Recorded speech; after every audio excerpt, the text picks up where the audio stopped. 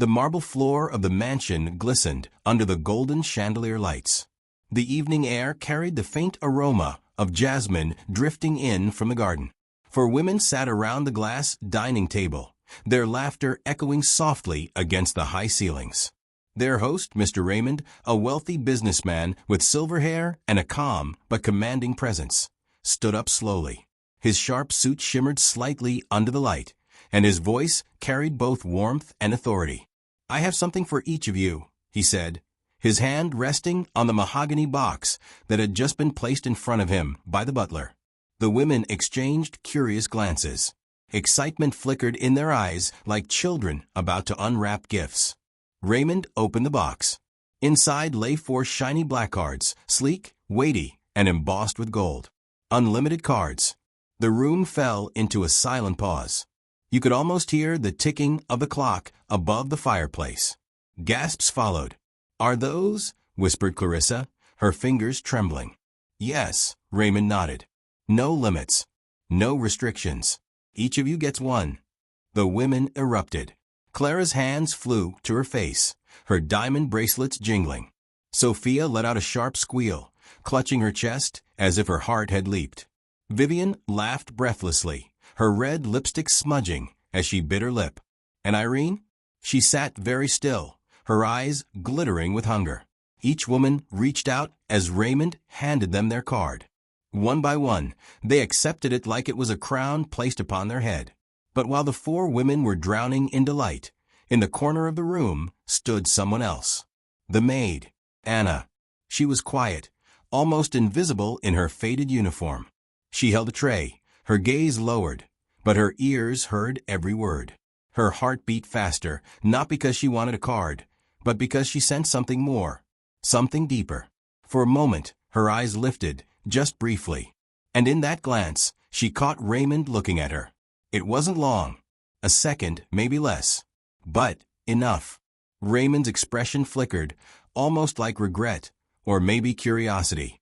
The women didn't notice. They were too busy whispering about shopping sprees, diamonds, cars, private islands. Their voices grew louder, greedier. "Imagine the bags I'll buy tomorrow," Clara laughed. "First thing, I'm flying to Paris," Sophia declared. "No, to Dubai," Vivian corrected, tossing her hair. Irene only smirked, holding her card tightly, as if it were her ticket to power. Anna turned to leave the room, her footsteps soft, her tray still steady. But her mind was racing. Why did he give those cards? Why those women? And why did his eyes look almost sad? Outside, the night wind whispered through the garden. Anna stepped onto the back terrace, breathing in the cool air. She pressed her palm against her chest, feeling her heartbeat. Something was about to happen. She didn't know what, but deep inside, she felt it. And when it did, she knew. It would change everything. Silent moment.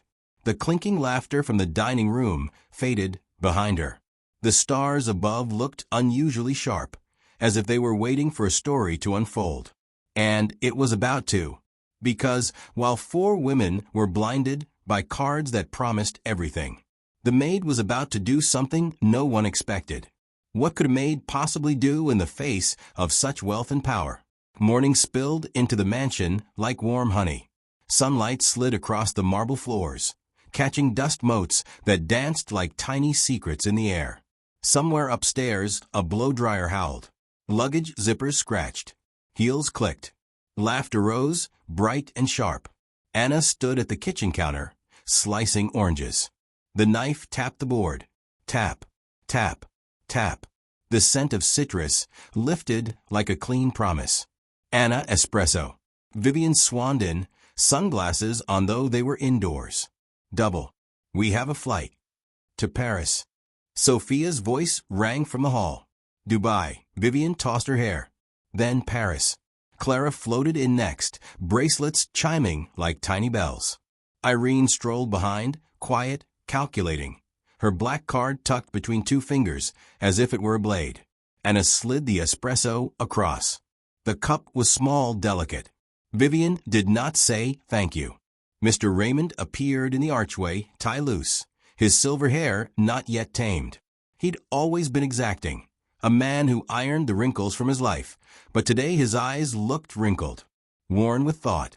He glanced at the cards in manicured hands. Then at Anna. "Breakfast, sir?" she asked. "In a moment." He leaned against the doorframe, watching the women preen and plan, and there was a soft sigh in his chest, barely audible. "Big day." "Massive," Clara chirped. "There's a sapphire necklace with my name on it. First class to Dubai," Vivian sang. "Desert dunes diamonds." Sophia snapped a selfie with the espresso. Caption: "No limit, no problem." Irene's lips barely moved. "I'll be at the dealership." "For a car." Sophia laughed. "For the company," Irene said, flat and cool. "Why think small?" The kitchen hummed. The espresso machine hissed. Outside, sprinklers ticked in even rhythm. Money has a sound, Anna realized. It rustles in bags. It hums in engines. It clicks in heels. It never whispers. "Anna," Raymond said softly, "could you bring me tea in the study?" She nodded. When she carried the porcelain set in, he stood at the window, palms pressed to the glass, as if feeling for rain. The garden lay bright, immaculate, and far away. He didn't turn. "What do you think of gifts that change people?" She set the tray down. The spoon chimed against the saucer. "Sometimes they reveal who we already are." Silence gathered like a curtain. He turned then, eyes searching. "Did you want one?" "No, sir." She kept her voice steady, but the truth tugged. "I wanted to know why." Another pause. A deeper one. The kind that lets a truth settle before it's said. "My wife," he murmured, "believed generosity shows character. She used to ask me, 'Ray, what would they do if you removed the fences?'" He looked toward the hall, where laughter still bubbled, then back to Anna. "Maybe I wanted to see." Anna swallowed. "And what do you see?" "Noise," he said, almost with a smile that didn't reach his eyes. "Perhaps it's too early." A horn blared outside. Engines revved. The front door opened and closed in bursts. Perfume trailed through the corridor like a shiny ribbon. The mansion exhaled them. Anna took her lunch break later than usual. She texted the driver, who handled errands. "The mall?" He wrote. She typed, "Just a delivery." The city throbbed with noon heat. Buses sighed at curbs. Street vendors fanned smoke over coals. At the luxury plaza, glass shone like water and doors made a hush when they opened. Inside, the air was cooled, perfumed with vanilla and polished leather. Music thumped low. Bags rustled. Money hummed. She spotted Clara first, haloed by a ring of mirrors. "Bigger stone," Clara said to the jeweler. "No, bigger." Cards swiped. Beeps rang like tiny approvals. Clara laughed, a sharp silver sound. Sophia stood under a cloud of silk, twirling. "I need 4 of these," she told the associate, voice breathy with victory. "Each in a different color." Strip the mannequins. Vivian FaceTimed against a wall of handbags. "We're flying tonight," she purred. "Yes, unlimited." "No, really." Irene didn't linger. She moved with purpose past the perfume counters, out into the heat again, a driver shadowing her with an umbrella. Anna followed from a distance, heart ticking. Irene's heel caught, just slightly, and she hissed, annoyed at the sidewalk for being a sidewalk. A dealership loomed at the corner. Glass. Chrome. Confidence. Inside, Irene shook hands with a slick-haired manager. "I want the office," she said. "And the signature on the sale. I'm not buying a car. I'm buying the room you sit in." Anna stood outside, fingers curled around the strap of her simple bag. Her reflection in the glass looked small, and for a breath she felt smaller than even that. Then, across the street, a different scene tugged her gaze. A pharmacy with a faded sign, a woman at the counter, eyes swollen from crying. A boy beside her, thin, his sleeves too short. The woman pressed bills onto the counter, and the pharmacist shook his head. The boy watched the medicine with a longing that had no sound. Anna's breath caught. It was a quiet snag, a stitch in her chest. She stepped closer. She could hear the scrape of the pharmacist's chair, the flat softness of his apology. "I'm sorry, Baji. The insurance." "We don't have it," the woman whispered. "Please." She gathered the bills again, flattened them, tried a different arrangement, as if money was a puzzle, and maybe this time the pieces would fit. Anna's fingers trembled. She had $42 in her wallet. Last week, she'd sent most of her pay to her brother for rent. She could buy lunch and a bus fare, and nothing else. Across the road, luxury shimmered. Over here, need did not shimmer. It sat heavy. A thought rose, sudden and bright. Unlimited was just a word until someone gave it a direction. Anna turned, scanning the mall entrance. Vivian had vanished into handbags. Sophia into silk. Clara into diamonds. Irene into acquisitions. 4 cards. 4 doors swung open into different worlds. She looked down at her hands. Empty. Powerless. But not voiceless. Back at the mansion. Afternoon light softened the corridors. The air carried the quiet of rooms, catching their breath. Anna found Mr. Raymond in the library, sleeves rolled, studying a framed photo of a woman laughing. The kind of laugh that made you believe. He didn't look up when she entered. How are they enjoying themselves? Fully, Anna said. Her voice surprised her, steady, brave. Sir, may I ask you for something? He turned. The room held its breath. What would you like, Anna? She stepped closer, heart drumming against her ribs like a fist on a door that must be opened. 1 hour, she said. And their trust. His brow knit. Their trust. She drew a breath, deep as a dive. Let me borrow all 4 cards. Just for 1 hour. Silent moment. The clock ticked once, then twice. Outside, a bird startled and the sound was a silver thread in the quiet. Raymond's eyes sharpened. For what? Anna's answer sat on her tongue like a spark waiting for tinder. To do something, she whispered, none of them planned.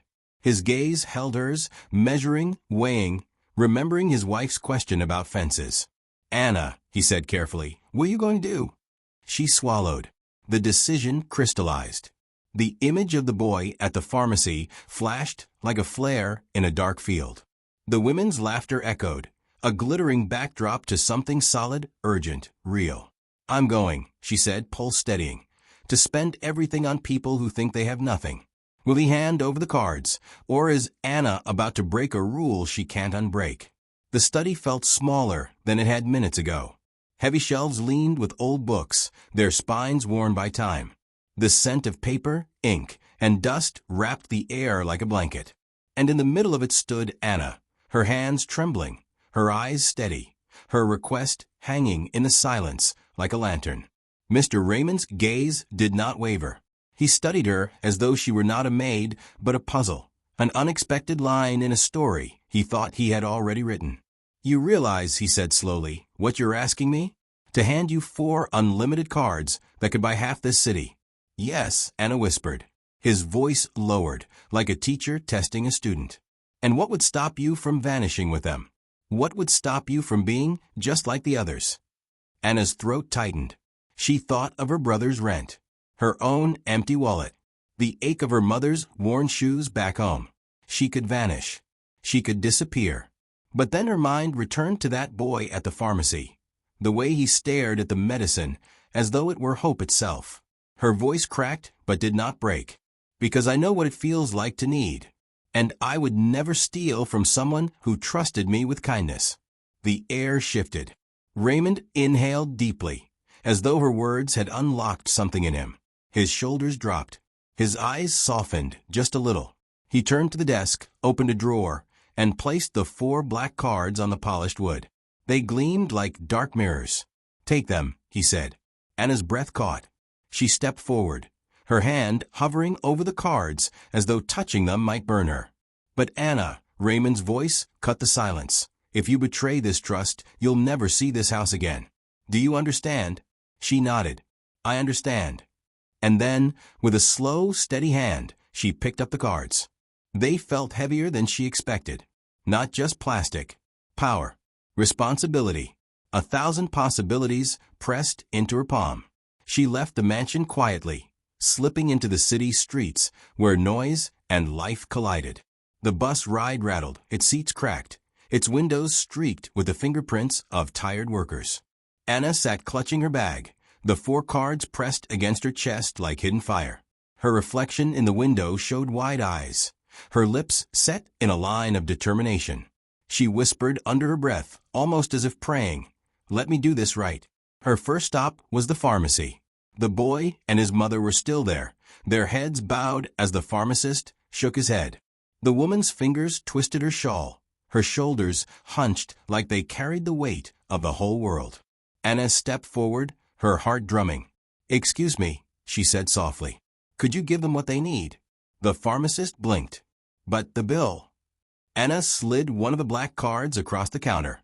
The golden letters gleamed under the fluorescent light. The pharmacist's eyes widened. His hand trembled as he swiped it. Approved. The sound was soft, just a beep, but it felt like thunder to Anna. The mother gasped. The boy clutched the medicine to his chest, his eyes shining with something wordless. "Who are you?" the woman asked, tears spilling down her cheeks. Anna only smiled. "Just someone who knows what it feels like to wait for a miracle." From there, the city opened before her. She walked through crowded streets, alleys humming with vendors and voices. She paid off a grocer's debt for an old man who'd been turned away too many times. She bought blankets from a market stall and handed them to the beggars huddled by the bus stop. She paid for surgeries at a small clinic where the nurse's hands shook as she read the approval slip. Everywhere she went, gasps followed. Gratitude poured out in whispers, in blessings, in trembling hands pressed against hers. "Allah apko kushrake," an old woman murmured, clutching Anna's wrist. "God bless you," another whispered, her tears soaking Anna's sleeve. Anna felt her own tears sting her eyes. She kept moving, her steps light, her breath quick. For once, her uniform didn't feel like a cage. She wasn't invisible anymore. She was seen, not as a maid, but as a giver. But as the hours stretched, shadows began to follow her. At the jewelry plaza, Clara's voice rang out, loud, sharp. "She looks familiar, doesn't she?" Anna froze. Vivian stood beside her, phone in hand, eyes narrowing. Sophia peeked over sunglasses, her lips curling. And Irene, quiet, cold Irene, watched with suspicion. The four women, dripping in their new riches, had noticed her. And in Anna's trembling hand, one of their black cards glimmered. Would they expose her and destroy everything she had just done? Or would the city itself rise to protect the maid with the miracle cards? The jewelry plaza glowed like a golden hive. Chandeliers shimmered. Mirrors bounced light onto velvet cases. Diamonds winked like stars waiting to be claimed. Anna froze, for silhouettes closed in. Clara with her sapphire necklace glittering against her chest. Sophia draped in silk that whispered as she walked. Vivian, phone raised, her eyes sharp as glass. And Irene, cool, calculating, her black card twirling between two fingers. "Isn't that?" Vivian's voice cut through the hum. "The maid." Anna's stomach twisted. Her hands clutched the cards tighter. The memory of the boy's eyes, the old woman's blessing, the grocer's thanks. Those voices steadied her trembling breath. Clara laughed, sharp as broken glass. "Unbelievable. Did she steal one?" "I think she stole all four," Sophia sneered, lowering her sunglasses. Anna's mouth opened, but Irene stepped closer, her gaze slicing. "Tell me, maid, what are you doing with our cards?" The entire plaza seemed to hush. Shoppers turned, murmurs spread. Anna felt the weight of eyes pressing against her back. "I used them," she said, voice small but steady, "for medicine, for food, for people who needed more than necklaces and handbags." The words fell heavy, and for a heartbeat, silence reigned. Then came the laughter. Harsh, cruel. "Medicine." Clara scoffed. "Oh, how noble." Vivian smirked. "So dramatic. You think you're some kind of saint." Sophia rolled her eyes. "You've ruined the game. These cards weren't for charity." Irene didn't laugh. She only narrowed her eyes. "You'll regret this."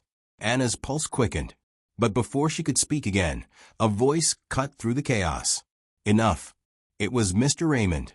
He stood at the entrance, silver hair catching the chandelier's glow.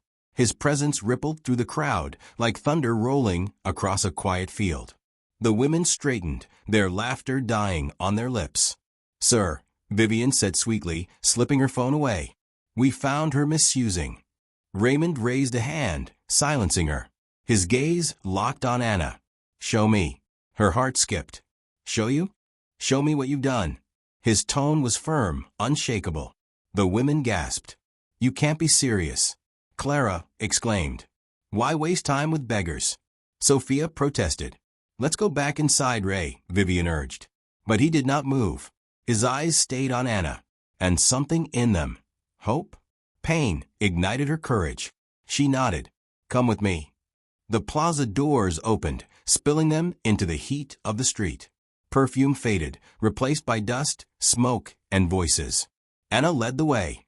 The women trailed behind, muttering, their heels snapping like angry sparks. And soon they arrived. The pharmacy. The old man at the grocer's stall. The clinic where patients waited, now holding slips of approval like golden tickets. Children clutching food. Blankets draped over shoulders. Faces turned. Smiles bloomed. Hands lifted in blessing. This, Anna whispered, her throat tight, is where your cards went. The women stared, silent. But their silence was not awe, it was rage. You wasted it. Clara hissed. This was ours. Sophia snapped. Vivian crossed her arms. Do you know how much you spent? Only Irene stayed quiet, her eyes darting between Raymond and Anna, calculating. Always calculating. And Mr. Raymond? His eyes glistened. His wife's laughter seemed to echo in his ears. What would they do if you removed the fences? She had once asked. Now he knew. Silent moment. He turned to Anna. You've done what none of them could. The women gasped. Clara stepped forward. You can't possibly reward her. Raymond's jaw tightened. Can I? What reward or punishment was Anna about to face? The mansion's great hall echoed with tension. The women flung their bags onto velvet chairs, voices rising in sharp protests. She humiliated us. Clara cried. She stole our joy. Sophia snapped. She's a fraud. Vivian hissed. Irene said nothing. She sat apart, her eyes cold, waiting for the verdict. Mr. Raymond entered, Anna beside him. He moved slowly, deliberately, like a man carrying more than wealth, like a man carrying judgment. Sit, he said. The women obeyed, though their glares burned. Anna stood near the door, her hands clasped tightly, her heart pounding so loud she wondered if they could hear it. Raymond's voice filled the hall. When I gave you those cards, I was not giving you money. I was giving you a mirror. I wanted to see who you were when the fences fell away. He looked at each woman in turn. Clara fidgeted with her necklace. Sophia crossed her arms. Vivian smirked defiantly. Irene remained still, her gaze sharp as steel. And I saw, Raymond continued, selfishness, vanity, greed. The women gasped. But Anna, he turned, his eyes softening. Anna saw need. She saw pain. And instead of feeding her own hunger, she fed others. Clara shot up. She's just a maid. Exactly, Raymond said firmly. And yet she carries more nobility than any of you. The hall went still. Even the clock on the wall seemed to hold its tick. Raymond walked to his desk, opened a drawer, and pulled out a sealed envelope. He held it up. My will, he said. The women froze. Their breaths caught like glass breaking. This house, this fortune, this legacy was meant for those who could carry it with honor. I have seen enough to know who deserves it. Anna's knees buckled. Sir, no, I can't. You already have, he interrupted gently. You carried it the moment you gave instead of took. The women erupted. Clara shrieked. Sophia cried out. Vivian stormed forward, but Raymond's hand shot up like a wall. Irene only smiled, thin and knowing. Anna shook her head, tears spilling. But I'm just. No, he said firmly. You are the one my wife would have chosen. The envelope landed in her trembling hands. Silent moment. The four women stood in disbelief, their diamonds and silks suddenly heavy, hollow. Anna stood barefoot on the marble, her maid's uniform still plain, but in her hands lay the weight of an empire. Mr. Raymond's voice broke the silence one last time. Unlimited wealth means nothing, he said, until it passes through hands that know the value of little things. Anna closed her eyes, whispering a prayer, not for herself, but for the boy at the pharmacy, the old man at the grocer, the nameless hands she would now hold up. The women turned away, their laughter gone, their footsteps bitter echoes in the hall. And Anna? She stood taller, the maid no longer invisible. She had done the thing no one expected. If you were handed an unlimited card, would you spend it on yourself or on someone who has nothing?